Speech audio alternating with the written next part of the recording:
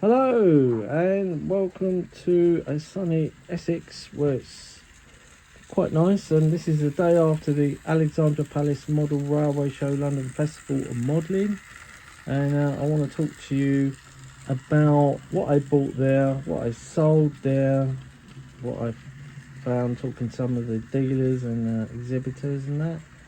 And yeah, this video is going to be about 10-15 minutes long, and I brought out the trusty J94 again, but there's a reason for that, because I've only just run it, because something I bought there may help it, alright, but I'll talk about that shortly. So yeah, it was a good show. I got there about 9:30 and left about 4. My feet were killing me afterwards, and I do suffer from diabetes, so that may be why. And my feet are not as good as they used to be with the nerve damage, but I'm okay. I'm taking my medication and trying to manage it. Yeah, so I had a good look round. Sold a couple of locos. That's the Bachmann 4MT weathered, that's now gone, and also the Colic 2244060 Great Western Bachmann. Both were sold to the Deltic Preservation Society, and I got a really good deal. I got the best deal on it after hawking it around various different traders, who some of them gave me really derisory offers. But yeah, I got the best deal out of them, and I'm glad it went there, because I saw the Deltics, and they need to sell them on to restore their engines on the 3 Deltics they own. All right, so that was great dealing with those guys. Really nice bunch of guys. So that was that. I'll talk about this.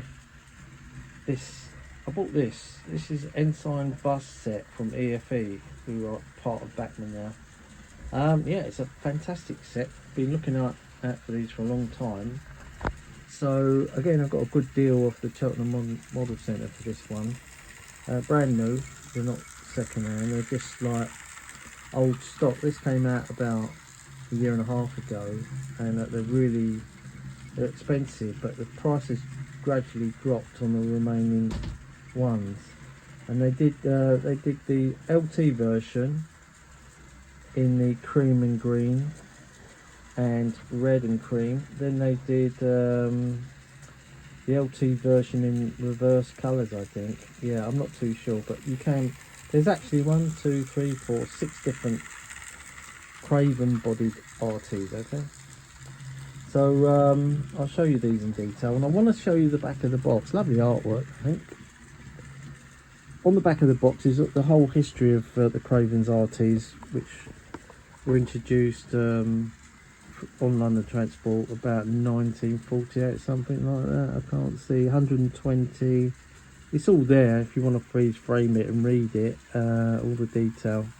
2 preserved. They were all withdrawn by 1957, 56, 55. Oh yeah, they were put into store in 1955, these. So they're slightly different to the normal RTs, the Craven RTs. So that's why I bought them, and I've been on one of the preserved Craven RTs and seen it. Fantastic buses. So much character, the old stuff. So yeah, they've got the rooftop boxes fitted to them. The first thing I want to point out, let's get my screwdriver, show you that. That's the rooftop box, alright. Some of the other types of RT had that, but I haven't got one, so I thought that's another reason to get it. Got the big Ensign bus logo there on both of them, but the one they would normally have London Transport written in the sort of gold on the side about there normally, but because this is the Ensign bus preserved too, that's why they're like that. I like the period indicators. Got to be careful with those, they can easily break off, I suppose. But yeah, and superb detail.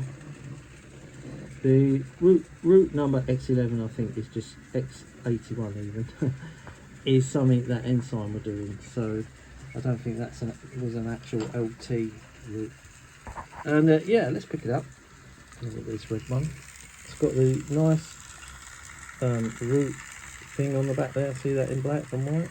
I like that. That's unique to Craven RTs. The different shaped windows on the rear and lower deck.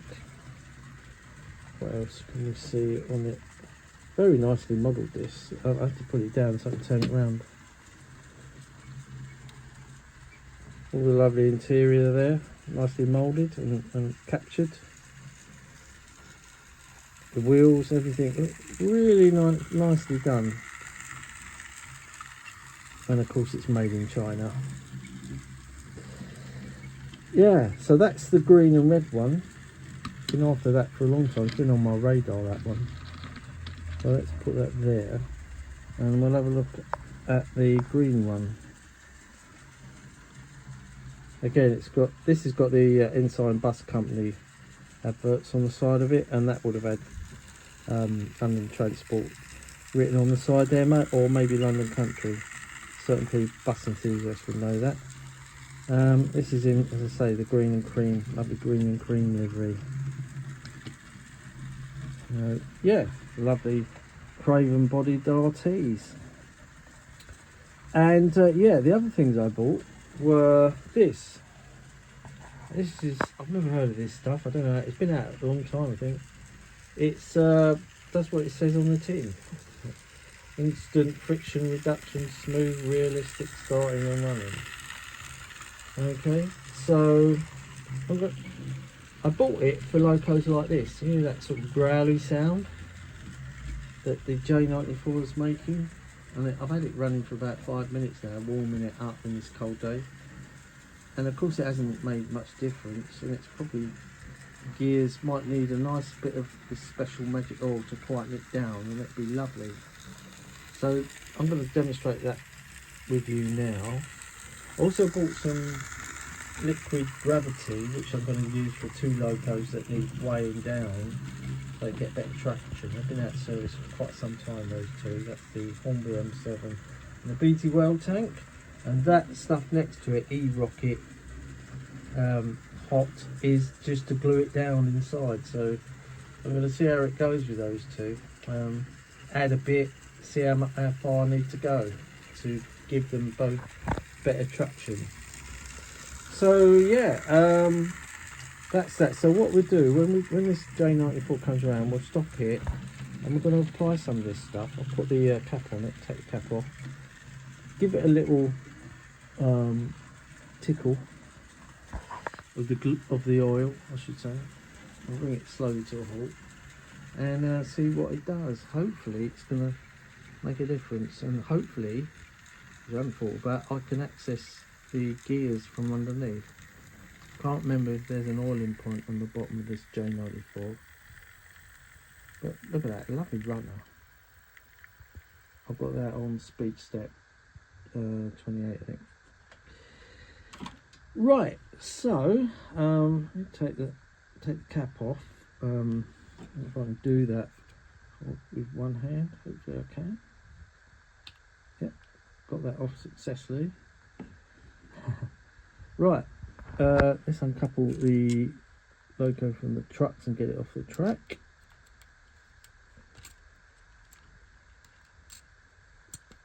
Doesn't look about doing this, we should just lift the thing off.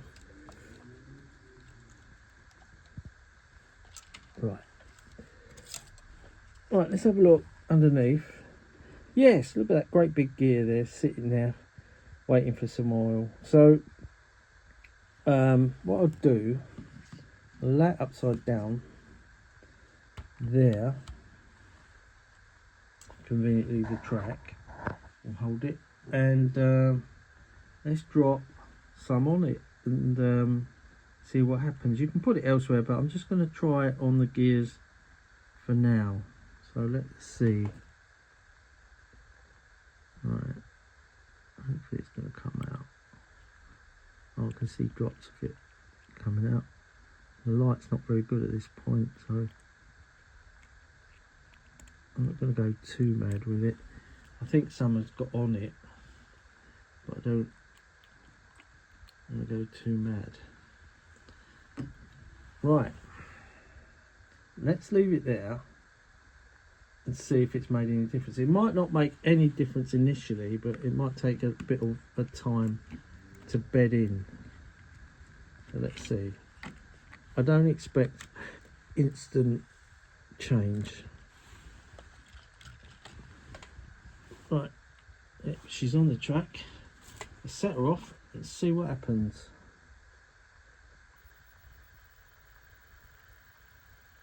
Very slow start of this one. If that makes an instant change, I'll be gobsmacked. You see, yeah, it's still growly. It may need something on the worm gear of the loco as well, which I'll have to take body off for. So, but at least I know I've done it and tried it. Yeah, it's still as growly as it was before, that sort of growly sound, which, like I say, it could be need bedding in, or it might be a motor noise actually, but it's just still slowly picking up this J94. It's got such smooth action with this base decoder I fitted on it. I'm just slowing it back down again. On number 11. So yeah, I had a great time. I was speaking to various different people about projects that are coming up. I looked at the Backman stand. I just saw my pictures of these Isle of Wight coaches that they're bringing out. They're wooden bodied ones. They are really nice. I think you can only buy them in packs of 3 or 4. And no one's ever done those. I know I've said that a lot of times, but they haven't. They must have CAD scanned the Isle of Wight ones, the LSWR coaches, wooden bodied steel underframe ones, and they will look great with my O2 tanks. But they won't be cheap, but there you go. And I spoke to Richard Proudman of Backman, who's on their YouTube videos. He was a nice guy, chatting to him about all different products and, you know, what they're bringing out, you know. There could have been some negative stuff I could have mentioned about Batman, but I thought no point. But yeah, what else did they have on their stand?